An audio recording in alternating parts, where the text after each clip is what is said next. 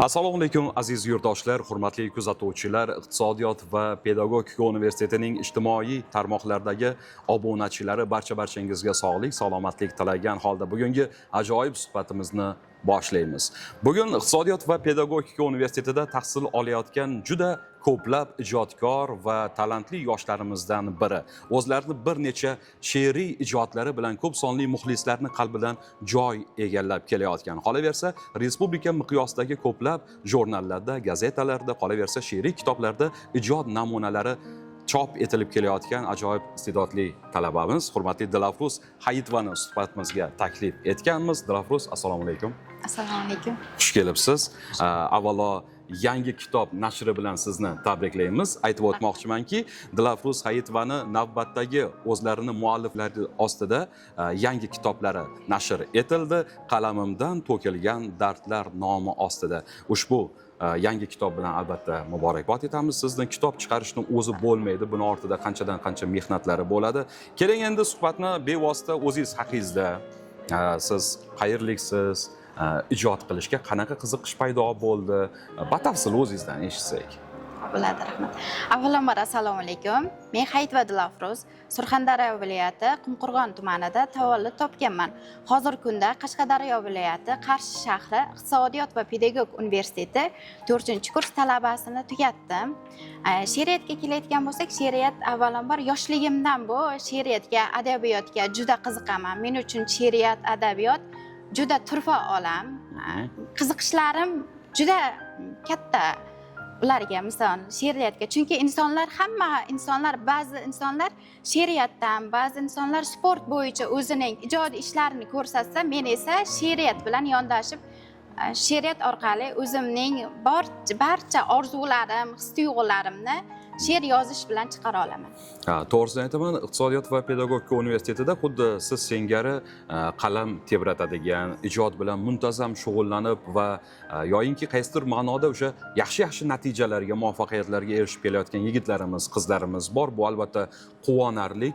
Nafaqat she'riyat sohasida, balki boshqa ijodiy sohalarda ham talabalarimiz sport bo'ladimi, IT sohalarida bo'ladimi, yaxshi yutuqlarga erishib kelishmoqda. Dilafruz, sizga beradigan savolim shunday. Iqtisodiyot va pedagogika universitetida mana siz bitiruvchi talabasiz. Bu yil albatta bitiryapsizlar universitetda, diplom olyapsizlar. Sizga o'xshagan yoshlar uchun yaratilgan shart-sharoitlar haqidagi fikringiz va aynan mana shu shart-sharoitlardan yoshlarimizni o'zlari unumli foydalana olishyaptimi? To'g'risini aytsam, universitetda barcha shart-sharoitlar juda zo'r, ayniqsa biz yoshlarga imkoniyatlar juda katta yaratilib berilgan. Shu jumladan xususan chetga o'qishlarim alohida o'ringa ega. Biz yoshlarga ustozlari hamisha o'qish, izlanishlarimizda hammasiga, savollarimizga doimo labbay deb turib, orqamizdan davay deb turishgan. Jumladan siz ham o'zi aytsak, o'zimiz universitetda masalan chetga o'qish bo'yicha ham juda katta imkoniyatlar yaratilgan. Aytganingizdek, biz o'qishimiz, izlanishimiz bu faqat o'zimizga bog'liq.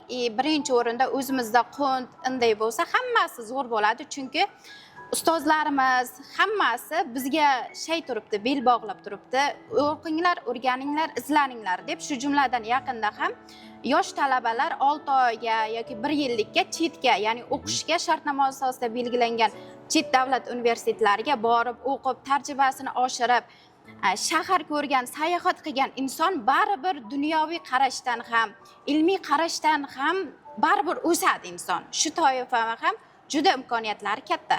Albatta, universitetimizni 35 dan ortiq xalqaro hamkorlik aloqalari o'rnatilgan bo'lib, xalqaro o'sha chet ellik oliy dargohlar bilan, chet ellik professor, ustozlar bilan hamkorliklari yo'lga qo'yilgan bo'lib, nafaqat talabalarimiz, balki bizdagi o'sha o'zimizning ustozlarimiz, pedagog o'qituvchilarimiz, professorlarimiz ham kerak bo'lsa o'sha chetga borib, tajriba orttirib, malaka oshirib kelishyapti. Bu albatta quvonarli. Bizni o'zbek yigit qizlarimiz Yevropani yoki o'sha Portugaliya bo'ladimi, Ispaniya bo'ladimi, yoki Osiyo davlatlari, mana Malayziyada, Singapurda borib o'qib, bilim olib, o'sha xalqaro tajribaga, imkoniyatga ega bo'lishyapti.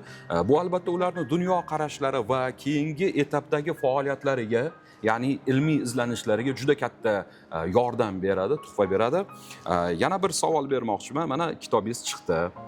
Bu kitobni endi baribir xohlaymizmi yo'qmi, mana yaqinlar bo'ladi, muxlislar bo'ladi, qavmi qarindosh degandek, qolaversa kursdoshlaringiz, ustozlaringiz bor. Ular qanaqa fikrda kitobni o'qib ko'rib, qaysidir she'rlaringizdan ular ham bir maza qilib, ilhomlanib, ta'sirlanganlarini o'zizga gapirib berishdimi? Bo'ladi, albatta. Albatta, menimcha uydagilaringiz juda ham xursand bo'lgan bo'lsa kerak. Chunki ota-onangiz, yaqinlaringiz, aka-ukalaringiz sizni mana shunaqa ijodiy namunalaringizni respublika miqyosida chop etilishi bu albatta oila uchun ham quvonarli, to'g'rimi? To'g'ri, albatta. Bu kitobga to'xtalayotgan bo'lsak, bilamizki, har bir kitobning o'zining tarixiy sahifalari bo'ladi. Shu jumladan bu kitobimning ham o'zining tarixiy sahifasi bor. Bu kitobimning nomini qalamimdan to'kilgan dardlarim deb sarlavha qo'yishdan maqsad bunda o'zimning orzularim, his-tuyg'ularim, kelajakdagi etapma-etap orzularimning barchasi bunda mujassam etilgan. İnsonlarga ba'zida ko'nglim og'rigan vaqtida insonlarga aytolmagan gaplarimni oq qog'ozlarga tushirib aytganman. Bu esa menga juda ichki emotsiyamga juda katta ta'sir qiladi. Chunki shu orqali men ancha yengil tortaman. Bu kitobda xursandchilik juda albatta. Yaqindan yordam bergan ota-onamga, ustozlarimga juda katta minnatdorchilik bildiraman. Otamga ota men kitobim chiqdi deb telefon qilgan vaqtim ham qizim men sendan faxrlanaman.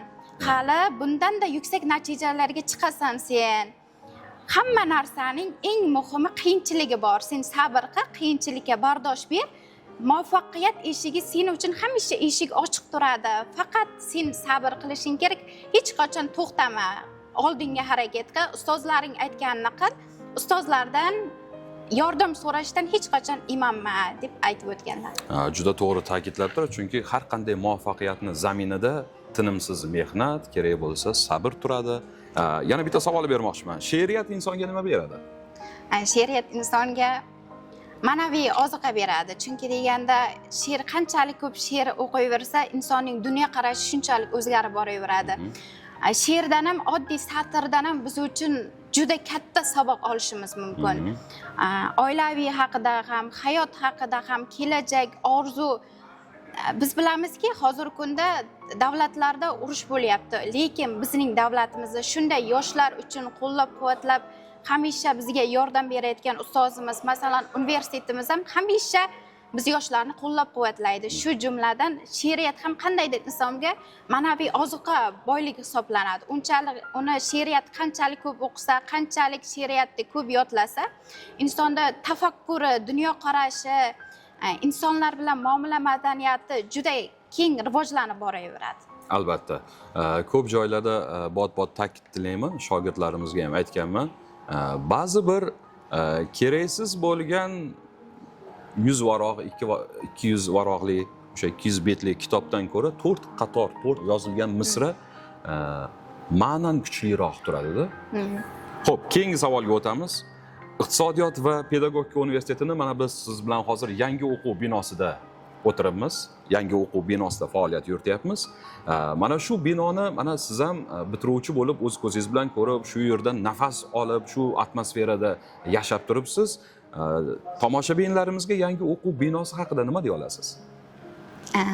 Bilasizmi, universitetda biz bu universitetda, ya'ni shart-sharoit yaratilgan, har tomonlama zamonaviy binolar bilan tahsillangan universitetda juda o'qish niyatimiz bor edi. Nasib Xudo xohlasa magistraturada o'qish nasib qilsin.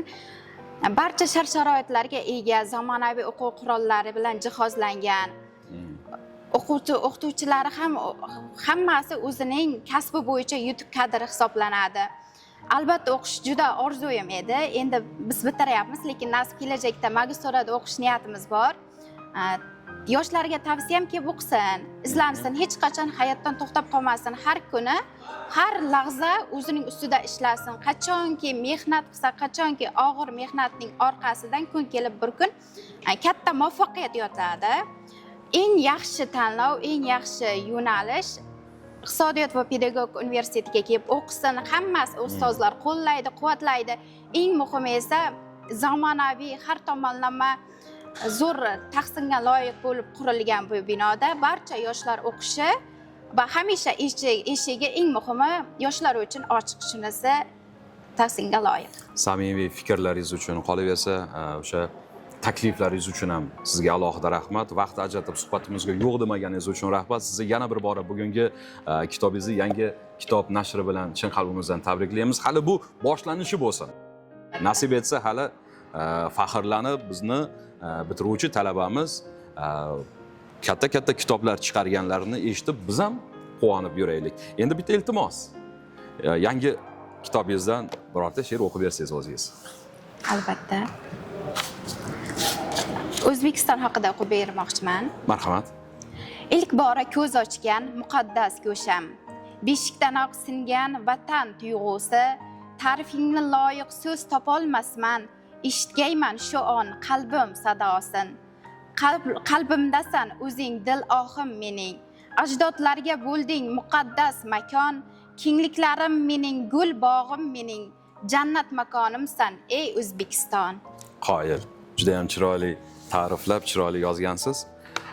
Sizga yana bir bora suhbat uchun alohida rahmat. Ijodiy barkamollik, muvaffaqiyat tark etmasin. Barcha kuzatuvchilarimizga ham sog'lik, salomatlik tilaymiz. Albatta bizni ijtimoiy tarmoqlardagi rasmiy sahifalarimizni kuzatib boring. Eslatib o'taman, Iqtisodiyot va pedagogika universitetida yangi o'quv yili uchun qabul davom etmoqda. Salomat bo'ling.